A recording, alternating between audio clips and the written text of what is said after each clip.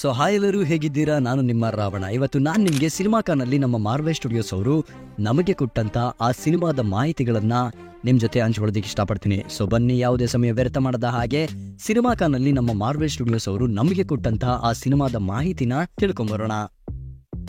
ಗುರು, ಮೊದಲನೇದಾಗಿ ನಮ್ಮ ಡೆಡ್ಪೂಲ್ ಇಂದಾನೆ ಶುರು ಮಾಡೋಣ. ನಮ್ಮ ಮಾರ್ವೆಲ್ ಸ್ಟುಡಿಯೋಸ್ ಅವರು ಸಿನಿಮಾಕಾನಲ್ಲಿ ನಮ್ಮ ಡೆಡ್ಪೂಲ್ ಸಿನಿಮಾದ 9 ನಿಮಿಷದ ಕ್ಲಿಪ್ ಅನ್ನ ಶೋ ಮಾಡಿದಾರಂತೆ. ಆದ್ರೆ ಈ ಕ್ಲಿಪ್ ಇದುವರೆಗೂ ಯಾರಿಗೂ ಕೂಡ ಸಿಕ್ಕಿಲ್ಲ. ಆದರೆ ಆ 9 ನಿಮಿಷದ ಘಟನೆಯನ್ನ ಒಂದು ಡಿಸ್ಕ್ರಿಪ್ಷನ್ ಮೂಲಕ ನಮಗೆ ತಿಳಿಸಿದ್ದಾರೆ. ಈ 9 ನಿಮಿಷ ಇರುವಂತಹ ಆ ಕ್ಲಿಪ್ ಅಲ್ಲಿ ನಿಮ್ಗೆ ಯಾವುದೇ ತರಹದ ಸ್ಪಾಯ್ಲರ್ಸ್ ಆಗ್ಲಿ, ಯಾವುದೇ ತರಹದ ಮಾಹಿತಿಗಳಾಗ್ಲಿ ಸಿಗೋದಿಲ್ಲ. ಅದನ್ನ ಸ್ಪೆಷಲ್ ಆಗಿ ಸಿನಿಮಾಕಾನ್ಗೋಸ್ಕರ ಅಂತಾನೆ ಎಡಿಟ್ ಮಾಡಿದಾರಂತೆ. ಅದರಿಂದ ಸಿನಿಮಾಕಾನಲ್ಲಿ ಪ್ರೆಸೆಂಟ್ ಆಗಿದ್ದಂತ ಆ ಅದೃಷ್ಟವಂತರಿಗೆ ಮಾತ್ರ ಆ ಕ್ಲಿಪ್ ಅನ್ನ ನೋಡೋ ಭಾಗ್ಯ ಸಿಕ್ಕಿದೆ.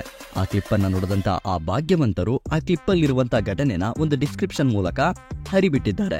ಆ ಡಿಸ್ಕ್ರಿಪ್ಷನ್ ಅಲ್ಲಿ ಏನಿದೆ ಅಂತ ಅಂದ್ರೆ, ನಮ್ಮ ಡೆಡ್ಪೂಲ್ ಮತ್ತೆ ವೋಲ್ವರಿನ್ ಇಬ್ರು ಒಂದು ಟನಲ್ ಮೂಲಕ ನಡ್ಕೊಂಡು ಹೋಗ್ತಾ ಇರ್ತಾರಂತೆ. ಆಗ ನಮ್ಮ ಡೆಡ್ಪೂಲ್ ನಮ್ಮ ವೋಲ್ವರಿನ್ ಹೇಳ್ತಾರೆ, ಸೀಕ್ರೆಟ್ ವರ್ಸ್ ಅಲ್ಲಿ ಯಾವ ಕ್ಯಾರೆಕ್ಟರ್ ರಿಟರ್ನ್ ಆಗ್ತಾ ಇದೆ ಅಂತ ನಿನಗೆ ಗೊತ್ತಾ ಅಂತ ಕೇಳ್ತಾನೆ. ಆಗ ಒಂದು ಫೋನ್ ರಿಂಗ್ ಆಗುತ್ತೆ. ಆ ಫೋನ್ ವೈಬ್ರೇಟ್ ಸೌಂಡ್ ಅನ್ನ ಕೇಳಿಸ್ಕೊಂಡಂತ ನಮ್ಮ ವೋಲ್ವರಿನ್ ತುಂಬಾ ಕೋಪ ಮಾಡ್ಕೊಂಡು ನಮ್ಮ ಡೆಡ್ಪೂಲ್ ಅನ್ನ ಸಿನಿಮ್ಯಾಟಿಕ್ ಫ್ರೇಮ್ ಇರುತ್ತಲ್ಲ ಆ ಫ್ರೇಮ್ ಇಂದ ಹೊರಗಡೆ ತಳ್ತಾನೆ. ಆಗ ಕ್ಯಾಮ್ರಾ ಹತ್ರ ಬಂದು ಕ್ಯಾಮ್ರಾನ ಹಿಡ್ಕೊಂಡು ಕ್ಯಾಮ್ರಾದಲ್ಲಿ ಹೇಳ್ತಾನೆ, ಅಂದ್ರೆ ನಮ್ಗೆ ಹೇಳ್ತಾ ಇದ್ದಾನೆ, ಮರಿ ನೀನೀಗ ಮೂವಿ ಥಿಯೇಟರ್ ಒಳಗಡೆ ಇದೆಯಾ, ನಿನ್ನ ದರಿದ್ರ ಫೋನ್ ನ ಆಫ್ ಮಾಡು ಅಂತ ಕ್ಯಾಮರಾನ ತನ್ನತ್ತ ಎಳ್ಕೊಂಡು 4th ವಾಲ್ ನ ಬ್ರೇಕ್ ಮಾಡ್ಕೊಂಡು ಮಾತಾಡ್ತಾ ಇರೋದು ನಮ್ಮ ವೋಲ್ವರಿನ್. ಹಾಗೆ ವೋಲ್ವರಿನ್ ಕೋಪದಲ್ಲೇ ನಮ್ ಜೊತೆ ಮಾತಾಡ್ಬೇಕಾದ್ರೆ ಅದೇ ಫ್ರೇಮ್ ಗೆ ಮತ್ತೆ ಡೆಡ್ಪೂಲ್ ಎಂಟ್ರಿ ಆಗಿ, 4th ವಾಲ್ ಬ್ರೇಕ್ ಮಾಡೋ ಅಷ್ಟು ತಾಕತ್ತು ನಿನ್ನ ಹತ್ರ ಇದೆ ಅಂತ ನನಗೆ ಗೊತ್ತೇ ಇರ್ಲಿಲ್ಲ. ನೀನ್ 4th ವಾಲ್ ಬ್ರೇಕ್ ಮಾಡಿರೋದ್ರಿಂದ ಅವ್ನ್ ಸಾಮಾನ್ ವೈಬ್ರೇಟ್ ಆಗಿದೆ. ನೀವೇನ್ ಯೋಚನೆ ಮಾಡ್ತಾ ಇದ್ರು ಅದೇ ಸಾಮಾನ್, ಅದೇ ಸಾಮಾನ್ ವೈಬ್ರೇಟ್ ಆಗಿದೆ ಅಂತ ನಮ್ಮ ಡೆಡ್ಪೂಲ್ ನಮ್ಗೆಲ್ಲ ಹೇಳ್ತಾ ಇದಾರೆ.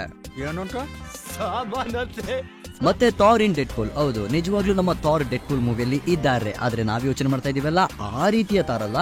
ನನಗೆ ಇದುವರೆಗೂ ಕೂಡ ಕನ್ಫರ್ಮೇಶನ್ ಸಿಗ್ತಾ ಇಲ್ಲ. ಅದೇನು ಅಂತಂದ್ರೆ, Thor in the dark world ಮೂವಿಯಲ್ಲಿ ನಮ್ಮ ಲೋಕಿ ಸಾಯ್ತಾ ಇದ್ನಲ್ಲ ಆ ಸೀನ, ಅಥವಾ ಇನ್ಫಿನಿಟಿ ವಾರ್ ಅಲ್ಲಿ ನಮ್ಮ ಲೋಕಿ ಸತ್ನಲ್ಲ ಆ ಸೀನ, ಒಟ್ನಲ್ಲಿ ಯಾವ್ದೋ ಒಂದು ಸೀನ್ ಅಲ್ಲಿ ನಮ್ಮ ಲೋಕಿ ಸಾಯ್ತಾ ಇದ್ದಾನೆ. ಆ ತರ ಸಾಯ್ಬೇಕಾದ್ರೆ ನಮ್ಮ ಲೋಕಿನ ಹಿಡ್ಕೊಂಡು ನಮ್ಮ ಥಾರ್ ಅಳ್ತಾ ಇದ್ದಾನೆ. ಆದ್ರೆ ಅದೇ ಸೀನ್ ಅನ್ನ ಮತ್ತೆ ರೀಶೂಟ್ ಮಾಡಿ ರೀಕ್ರಿಯೇಟ್ ಮಾಡಿ ನಮ್ಮ ಲೋಕಿ ಜಾಗಕ್ಕೆ ಡೆಡ್ಪೂಲ್ ನ ಹಾಕಿದ್ದಾರೆ.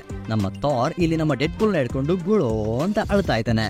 ಆಗ ಡೆಡ್ಪೂಲ್ ಡೈರೆಕ್ಟ್ ಆಗಿ ಕ್ಯಾಮ್ರಾ ಹತ್ರ ಬಂದ್ಬಿಟ್ಟು 4th ವಾಲ್ ನ ಮತ್ತೆ ಬ್ರೇಕ್ ಮಾಡಿ ಹೇಳ್ತಾನೆ, fox I am going to the Disneyland ಅಂತ ಹೇಳಿದ ತಕ್ಷಣನೇ ಫ್ರೇಮ್ ಶಿಫ್ಟ್ ಆಗಿ ಅದೇ ನಾವು ಟ್ರೈಲರ್ ನೋಡಿದ್ವಲ್ಲ ಆ ಸೀನ್ ಮುಂದುವರಿತಾ ಹೋಗುತ್ತೆ. ಈ ಮೂವಿಲಿ ಕನ್ಫರ್ಮ್ ಆಗಿರೋದು ಇನ್ನೊಂದು ವಿಷಯ ಏನಂದ್ರೆ, ಈಗ ನಮ್ಮ ಡೆಡ್ಪೂಲ್ ಅವರು ಹಳೆ ಕಾರ್ಗಳಿರ್ತಾವಲ್ಲ ಅದನ್ನ ಸೇಲ್ ಮಾಡ್ತಾ ಇದ್ದಾರೆ ನಮ್ಮ ಶುಗರ್ ಬೇರ್ ಪೀಟರ್ ಜೊತೆ. ಹಾಗೆ ನಾವು ಟ್ರೈಲರ್ ಅಲ್ಲಿ ಇರುವಂತಹ ಕ್ಲಿಪ್ ಗಳನ್ನ ಆರಾಮಾಗಿ ನೋಡ್ಕೊಂಡು ಹೋಗ್ಬೋದು. ಏನಂದ್ರೆ, ನಮ್ಮ ಡೆಡ್ಪೂಲ್ ತನ್ನ ಸೂಟ್ ಅನ್ನ ಲಾಕರ್ ಅಲ್ಲಿ ಹಾಕಿಕ್ಕಿರೋದು, ಮತ್ತೆ ಅವನ ಕೆಲಸದ ಯೂನಿಫಾರ್ಮ್ ಅನ್ನ ಹಾಕೊಂಡು ತನ್ನ ಕೆಲಸದಲ್ಲಿ ತನ್ನ ಜೀವನನ ಸೀರಿಯಸ್ ಆಗಿ ತಗೊಂಡಿರೋದು, ಮತ್ತೆ ವೆನೆಸಾ ಜೊತೆ ಇಲ್ಲಿ ಬ್ರೇಕಪ್ ಆಗಿದೆ ಅನ್ಸುತ್ತೆ. ಮತ್ತೆ ಇಲ್ಲಿ ನಮ್ಗೆ ಅವರಿಬ್ಬರ ನಡುವೆ ಇದ್ದಂತಹ ಆ ಪ್ರೀತಿಯ ಸಂಬಂಧನ ಕೂಡ ಎಕ್ಸ್ಪ್ಲೈನ್ ಮಾಡ್ತಾರೆ. ಪೀಟರ್ ನಮ್ಮ ವೇಡ್ ವಿಲ್ಸನ್ ಬರ್ತ್ಡೇಗೆ ಒಂದು ಸರ್ಪ್ರೈಸ್ ಪಾರ್ಟಿನ ಕೊಡ್ತಾರೆ. ಅದೇ ರೂಮ್ ಅಲ್ಲಿ ಇದ್ದಂತ ನಮ್ಮ ಬ್ಲೈಂಡ್ ಹ್ಯಾಲ್ ನ ನೋಡಿ ನಮ್ಮ ವೇಡ್ ವಿಲ್ಸನ್ ಆಗ ಹೇಳ್ತಾರೆ, ಓಕೆ ನನ್ನ ಪದನ ಬಳಸಲೇಬಾರ್ದು ಅಂತ ಕೆವಿನ್ ಫೆಗೆ ಅವರು ನಮ್ಗೆ ಸ್ಟ್ರಿಕ್ಟ್ ಆಗಿ ಆರ್ಡರ್ ಮಾಡಿದ್ದಾರೆ, ನಾವು ಅದನ್ನ ಬಳಸೋ ಆಗಿಲ್ಲ. ಇದಾದ್ಮೇಲೆ ನಮ್ಮ ಟಿವಿಯದವ್ರು ಬರ್ತಾರೆ, ಅವನನ್ನ ಟಿವಿಗೆ ಹೇಳ್ಕೊಂಡು ಹೋಗ್ತಾರೆ. ಅಲ್ಲಿ ನಮ್ಮ ಮಿಸ್ಟರ್ ಪ್ಯಾರಾಡಾಕ್ಸ್ ಒಂದು ಮಿಷಿನ್ ನ ಕೊಡ್ತಾರೆ. ಆ ಮಿಷಿನ್ ನ ಕೊಡೋದಕ್ಕಿಂತ ಮುಂಚೆ ಮಾರ್ವೆಲ್ ಸಿನಿಮ್ಯಾಟಿಕ್ ಯೂನಿವರ್ಸ್ ಅಲ್ಲಿ ನಡೆದಂತ ಕೆಲವು ಕ್ಲಿಪ್ ಗಳನ್ನ ಕೂಡ ತೋರಿಸ್ತಾರೆ. ಅದಾದ್ಮೇಲೆ ಒಂದು ಒಳ್ಳೆ ಬ್ಯೂಟಿಫುಲ್ ಆಗಿರುವಂತಹ ಸೂಟಪ್ ಸೀನ್. ಆ ಸೂಟಪ್ ಸೀನ್ ಅಲ್ಲಿ ನಮ್ಮ ವೇಡ್ ವಿಲ್ಸನ್ ಅವರ ಕತ್ತಿ ಇದೆಯಲ್ಲ ಅದನ್ನ ಅಡ್ಮ್ಯಾಂಟಿಯಂ ಇಂದ ಮಾಡಿರೋದು ಒಂದು ಕನ್ಫರ್ಮ್ ಆಗಿದೆ. ನಾನು ಯಾಕೆ ಅವನ್ನ ಅಡ್ಮ್ಯಾಂಟಿಯನ್ ವೆಪನ್ಸ್ ಅಂತ ಹೇಳ್ತಾ ಇದ್ದೀನಿ ಅಂತಂದ್ರೆ, ನಮ್ಮ ವೋಲ್ವರಿನ್ ಕೈಯಿಂದ ಬರುತ್ತಲ್ಲ ಅಕ್ಲಾ, ಅದು ಕೂಡ ಅಡ್ಮ್ಯಾಂಟಿಯಂ ಇಂದಾನೆ ಆಗಿದೆ. ಅದರಿಂದ ಇವರಿಬ್ಬರ ಫೈಟ್ ಸ್ವಲ್ಪ ಟಫ್ ಇರುತ್ತೆ ಅನ್ನೋದು ನನ್ನ ಅಭಿಪ್ರಾಯ.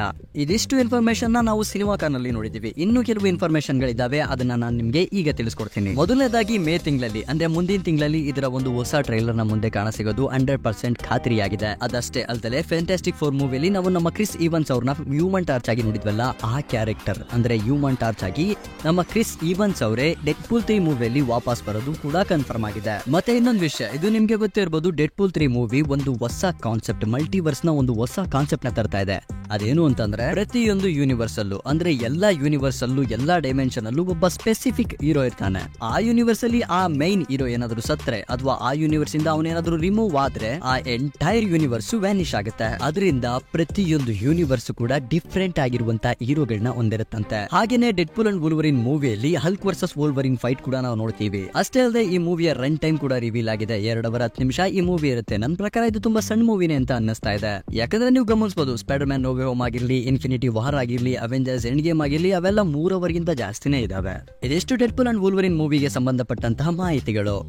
ಇದೆಲ್ಲ ಆದ್ಮೇಲೆ captain America brave new world order ಇಂದ ಒಂದು ಲೋಗೋ ಏನಾದ್ರು ರಿವೀಲ್ ಮಾಡ್ತಾರೆ ಅಂತ ನಾನು ಅನ್ಕೊಂಡಿದ್ದೆ. ಆದ್ರೆ ಅವರು ನಮ್ಮ ಆಂಥನಿ ಮ್ಯಾಕಿ ಅವರ ಫಸ್ಟ್ ಲುಕ್ ಅನ್ನೇ ರಿವೀಲ್ ಮಾಡಿದ್ದಾರೆ. ಜೊತೆಗೆ ಜನರಲ್ ರಾಸ್ ಅವ್ರದ್ದು ಕೂಡ ಈ ಮೂವಿ ಬಗ್ಗೆ ಸಿನಿಮಾ ಚಾನಲ್ ನಮ್ಮ ಕೆವಿನ್ ಫೆರ್ಗಿ ಅವರು ಏನ್ ಹೇಳಿದ್ರು ಅಂತಂದ್ರೆ, ಇದೊಂದು action packed, under grounded, fully suspensed, grounded movie like Captain America and the Winter Soldier. ಈ ಮೂವಿಯಲ್ಲಿ ಯಾವುದೇ ಏಲಿಯನ್ನ ಹಾರಾಟ ಆಗ್ಲಿ, ಮಲ್ಟಿವರ್ಸ್ ನ ಮಾಟ ಮಂತ್ರ ಆಗ್ಲಿ ನಡೆಯೋದಿಲ್ಲ ಅಂತ ನಮ್ಮ ಕೆವಿನ್ ಫೆರ್ಗಿ ಅವರು ಡೈರೆಕ್ಟ್ ಆಗಿ ಈ ಮೂವಿ ಬಗ್ಗೆ ಹೇಳಿದ್ದಾರೆ.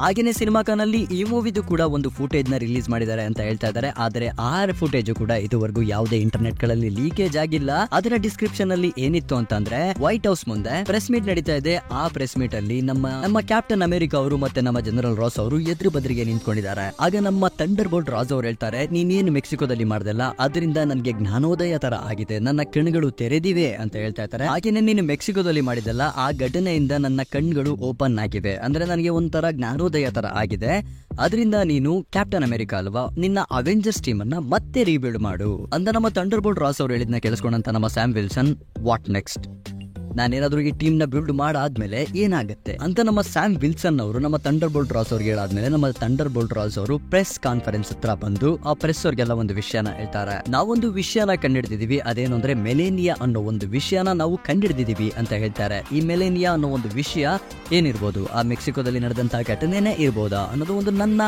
ಊಹೆ ಅಷ್ಟೇ, ಅದೇನ್ ಕನ್ಫರ್ಮೇಶನ್ ಇಲ್ಲ. ಆ ಡಿಸ್ಕವರಿ ಆಫ್ ಮೆಲೇನಿಯಾ ಬಗ್ಗೆ ನಮ್ಮ ಜನರಲ್ ಥಂಡರ್ ಬೋಲ್ಟ್ ರಾಸ್ ಅವರು ಪ್ರೆಸ್ ಕಾನ್ಫರೆನ್ಸ್ ಅಲ್ಲಿ ಹೇಳ್ತಾ ಇದ್ದಾರೆ. ಆಗ ಸಡನ್ ಆಗಿ ಅದೇ ಒಂದು ಪ್ರೆಸ್ ಕಾನ್ಫರೆನ್ಸ್ ಅಲ್ಲಿ ಇದ್ದಂತ ಎಲ್ಲಾ ಮೀಡಿಯಾಗಳಲ್ಲೂ ಒಂದು ಮಿಸ್ಟೀರಿಯಸ್ ಆಗಿರುವಂತ ವಾಯ್ಸ್ ಕೇಳಿಸುತ್ತೆ. ಆ ವಾಯ್ಸ್ ಕೇಳಿಸಿದ ತಕ್ಷಣ ಎಲ್ಲರೂ ಕೂಡ ಒಂಥರ ಹಿಪ್ನೋಟೈಸ್ ಆಗೋಗ್ತಾರೆ, ಇನ್ಕ್ಲೂಡಿಂಗ್ ಅದೇ ಕ್ಯಾಪ್ಟನ್ ಅಮೆರಿಕಾ ವಿಂಟರ್ ಸೋಲ್ಜರ್ ಅಲ್ಲಿ ನೋಡಿದ್ರಲ್ಲ ಆ ಸೂಪರ್ ಸೋಲ್ಜರ್ ಬ್ರಾಡ್ಲಿ ಅವರು ಕೂಡ ಆ ವಾಯ್ಸ್ ಇಂದ ಹಿಪ್ನೋಟೈಸ್ ಆಗೋಗಿ ಅಲ್ಲಿದ್ದಂತ ನಮ್ಮ ಜನರಲ್ ಥಂಡರ್ ಬೋಲ್ಟ್ ರಾಸ್ ಅವರ ವಿರುದ್ಧ ಎಲ್ಲರೂ ಅಲ್ಲಿರುವಂತ ಎಲ್ಲರೂ ಕೂಡ ತಿರುಗಿ ಬೀಳ್ತಾರೆ, ಅವ್ರನ್ನ ಒಂಥರ ಅಟ್ಯಾಕ್ ಮಾಡೋದಿಕ್ಕೆ ಹೋಗ್ತಾರೆ. ಆಗ ಅವ್ರನ್ನೆಲ್ಲ ತಡೆಯೋದಿಕ್ಕೆ ನಮ್ಮ ಕ್ಯಾಪ್ಟನ್ ಅಮೆರಿಕಾ ಸ್ಯಾಮ್ ವಿಲ್ಸನ್ ಅವರು ಮುಂದಾಗ್ತಾರೆ. ಈ ಸೀನು ಒಂದು ಪ್ಯೂರ್ ಪಬ್ಲಿಕ್ ಕೇಯಾಟಿಕ್ ಸೀನ್ ಆಗಿ ಕನ್ವರ್ಟ್ ಆಗುತ್ತೆ. ಇದ್ರ ಜೊತೆಗೇನೆ ಈ ಮೂವಿಗೆ ಸಂಬಂಧಪಟ್ಟಂತ ಕೆಲವು ಆಕ್ಷನ್ ಸೀನ್ಸ್ ಗಳನ್ನ ಕೂಡ ರಿವೀಲ್ ಮಾಡಿದಾರಂತೆ ಸಿನಿಮಾ ನಲ್ಲಿ. ಹಾಗೆ ಈ ಮೂವಿಯಲ್ಲಿ ನಮ್ಮ ಕ್ಯಾಪ್ಟನ್ ಅಮೆರಿಕಾ ಸ್ಯಾಮ್ ವಿಲ್ಸನ್ ಅವರ ಒಂದು ಹೊಸ ಸೂಟ್ ಅನ್ನ ನೋಡ್ತೀವಿ. ಅದು ಕೂಡ ನೋಡೋದಿಕ್ಕೆ ಕ್ಯಾಪ್ಟನ್ ಅಮೆರಿಕಾ ವಿಂಟರ್ ಸೋಲ್ಜರ್ ಅಲ್ಲಿ ನಾವು ನಮ್ಮ ಕ್ಯಾಪ್ಟನ್ ಅಮೆರಿಕಾ ಅವ್ರು ನೋಡಿದ್ವಲ್ಲ ಅದೇ ತರ ಇದೆ ಅಂತ ಕೂಡ ಹೇಳ್ತಾ ಇದ್ದಾರೆ. ಇದೆಲ್ಲ ಆದ್ಮೇಲೆ ಥಂಡರ್ ಬೋಲ್ಟ್ಸ್ ಮೂವಿಯ ಟೈಟಲ್ ಕಾರ್ಡ್ ಕೂಡ ರಿವೀಲ್ ಮಾಡಿದ್ದಾರೆ. ಆ ಟೈಟಲ್ ಕಾರ್ಡ್ ಅಲ್ಲಿ ಸ್ಟಾರ್ ಸಿಂಬಲ್ ಬಂದಿದೆ. ಆ ಸ್ಟಾರ್ ಸಿಂಬಲ್ ಏನು, ಅದೇನ ರಿಸೆಂಬಲ್ ಮಾಡುತ್ತೆ ಅನ್ನೋದನ್ನ ನಾವು ಮೂವಿ ಮುಗ್ದಾದ್ಮೇಲೆ ತಿಳ್ಕೊತೀವಂತೆ. ಅದ್ರ ಜೊತೆ ಈ ಮೂವಿಯ ರಿಲೀಸ್ ಡೇಟ್ ಅನ್ನು ಕೂಡ ಹಾಕಿದ್ರು, ಮೇ 5, 2025 ಈ ಮೂವಿ ರಿಲೀಸ್ ಆಗುತ್ತೆ. ಈ ಮೂವಿ ರಿಲೀಸ್ ಆಗಿದ್ದ ಒಂದೇ ತಿಂಗಳಲ್ಲಿ ಫ್ಯಾಂಟಾಸ್ಟಿಕ್ 4 ಮೂವಿ ಕೂಡ ಬರೋದಾಗಿ ಕನ್ಫರ್ಮ್ ಮಾಡಿದ್ದಾರೆ ಸಿನಿಮಾ ನಲ್ಲಿ ನಮ್ಮ ಕೆವಿನ್ ಫೆರ್ಗಿ ಅವರು. ಅದ್ರ ಜೊತೆ ಫ್ಯಾಂಟಾಸ್ಟಿಕ್ 4 ಮೂವಿಯ ಒಂದು ಹೊಸ ಟೈಟಲ್ ಕಾರ್ಡ್ ಅನ್ನು ಕೂಡ ರಿವೀಲ್ ಮಾಡಿದ್ದಾರೆ.